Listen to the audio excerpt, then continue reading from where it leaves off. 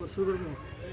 এটা আমরা লেবুর কলম, লেবুর কাটিং করছি আমরা। এটা এই লেবুর কাটিংটা আমরা ওই আধার পরিমাণ একটা মাপ আছে, সেটা আমরা কাটতে হবে এলাকা তেসা করে, মাথা কাটতে হবে তেসা করে, বৃষ্টি পানিটা যাতে এরপরে পরে ঘুরে যায়, তাহলে সেক্ষেত্রে ভালো হবে। দেখেন সবগুলো কাটা মাথা তেসা করে কাটা আছে, হয়ে গেছে আমাদের।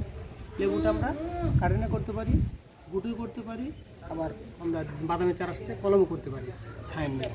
এটা 3 রকমের হয় এই গাছটা, এগুলো আমরা করে থাকি, যেগুলো করছি দেখেন, ঠিক আছে। এই আর কি।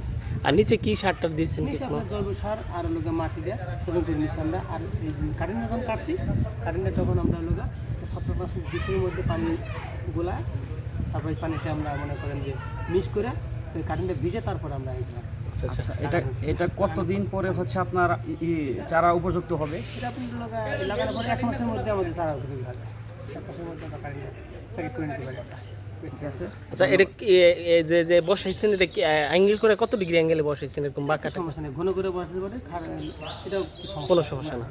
মনে হচ্ছে যে সবগুলো 45 ডিগ্রি অ্যাঙ্গেলে বসাইছেন, এরকম একটা ব্যাপার। মোটামুটি 90% মোটামুটি।